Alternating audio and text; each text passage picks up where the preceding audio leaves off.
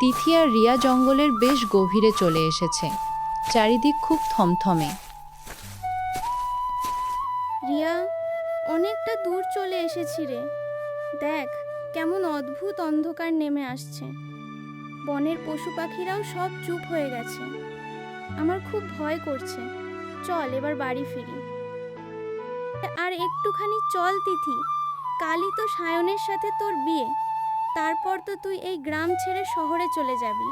এই অভাগী বান্ধবীর কথা কি আর তখন মনে থাকবে? দেখ সামনে ওই পাথরের খাঁজে কত সুন্দর নীল রঙের ফুল ফুটেছে। তুই তো ফুল ভালোবাসিস, ওখান থেকে কয়েকটা তুলে নে। তিথি নীল ফুলগুলোর দিকে এগিয়ে যায়। এই ফুলগুলো তো সাধারণ নয়। আমার ঠাকুমা বলতেন এগুলো হলো অমায়লোকের নিষিদ্ধ ফুল। এখানে যে আসে সে আর ফেরে না। চল আমরা এখনই পালাই। পালাবি এত সহজে? তোকে তো এই দিনটার জন্যই এখানে এনেছি তিথি। রিয়া তার আঁচল থেকে জাদুকরি কালো ধুলো বাতাসে উড়িয়ে দেয়। তিথি কিছু বুঝে ওঠার আগেই যন্ত্রণায় চিৎকার করে ওঠে। তার সারা শরীর কাঁপতে কাঁপতে একটি উজ্জ্বল নীল ফুলে পরিণত হয়ে মাটিতে পড়ে যায়। রিয়া একাই গ্রামে ফিরে আসে এবং তিথির বাড়িতে গিয়ে কান্নার নাটক শুরু করে।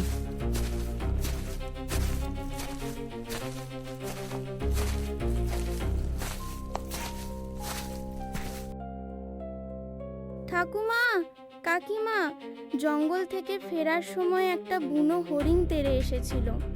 আমি ভয়ে দৌড়ে পালিয়ে আসি।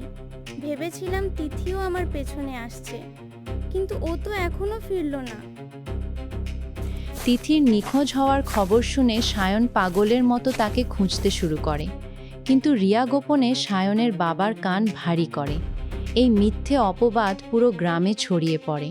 সায়নের বাবা সমাজের অপবাদের ভয়ে সায়নকে চাপ দেন যেন সে তিথিকে ভুলে পরদিনই রিয়াকে বিয়ে করে নেয়। তিথি কোনোদিন এমন করতে পারে না। রিয়ার চোখে আমি সত্যিটা দেখতে পাচ্ছি না।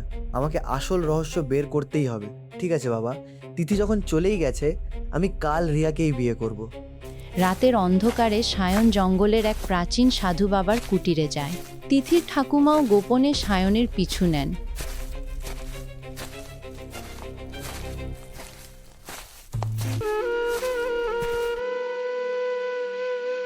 সাধু বাবা, আমি রিয়ার চোখের ভাষা বুঝতে পেরেছি। ও তিথির কোনো ক্ষতি করেছে। দয়া করে আমাকে বাঁচান। সায়ন, রিয়া সাধারণ মেয়ে নয়। ও মায়াদর্পণ জাদুর অপব্যবহার করে তিথিকে একটি নীল ফুলে বন্দি করেছে। আজ 30তম রাত। আগামীকাল 31তম দিনের সূর্য ওঠার আগে যদি রিয়া নিজে সেই ফুলটি তার ঘরে এনে না রাখে তবে তিথি চিরদিনের জন্য হারিয়ে যাবে। আর রিয়া আজ রাতে তিথির অহংকার ভাঙতে সেই ফুলটি নিজের ঘরে আনবেই।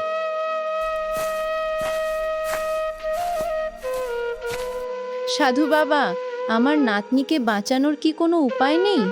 রিয়া ফুল আনলেই কি তিথি মানুষ হবে? মা, ফুলটি ঘরে আসার পর যদি কোনো পবিত্র মনের মানুষ নিজের সংসারের সমস্ত মায়ামোহ ত্যাগ করে ওই দূর নীল পাহাড়ের গুহায় আজীবন ঈশ্বরের সাধনায় চলে যাওয়ার প্রতিজ্ঞা করে, তবেই সেই মহান ত্যাগের শক্তিতে তিথি আবার মানুষ রূপ ফিরে পাবে। আমার নাতনির জীবনের চেয়ে আমার কাছে এই সংসারের মায়া বড় নয়। আমি আজ রাতেই খালি পায়ে নীল পাহাড়ের উদ্দেশ্যে রওনা দেব। সায়ন, তুই আমার তিথিকে দেখে রাখিস বাবা। গভীর রাতে রিয়া জঙ্গল থেকে সেই নীল ফুলটি এনে ঘরের টেবিলে রেখে দেয় এবং তৃপ্তির সাথে ঘুমিয়ে পড়ে। ঠিক তখনই জঙ্গলের ওপারে ঠাকুমা যখনই সংসারের সব মায়া ত্যাগ করে নীল পাহাড়ের সীমানায় পা রাখেন, অমনি এক তীব্র ঐশ্বরিক আলো রিয়ার ঘরে ছড়িয়ে পড়ে। সেই আলোর ছোঁয়ায় টেবিলে রাখা নীল ফুলটি ধীরে ধীরে তিথির আসল মানুষ রূপে রূপান্তরিত হয়ে যায়।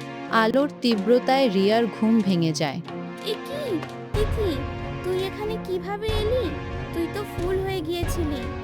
ঠিক তখনই সায়ন এবং সাধু বাবা ঘরে প্রবেশ করেন। তোর পাপের শেষ দিন আজ রিয়া। তুই তিথির সাথে ছলনা করেছিস। অন্যায়ের শাস্তি তোকে পেতেই হবে রিয়া। তোর সমস্ত কালো শক্তি আজ থেকে সমাপ্ত।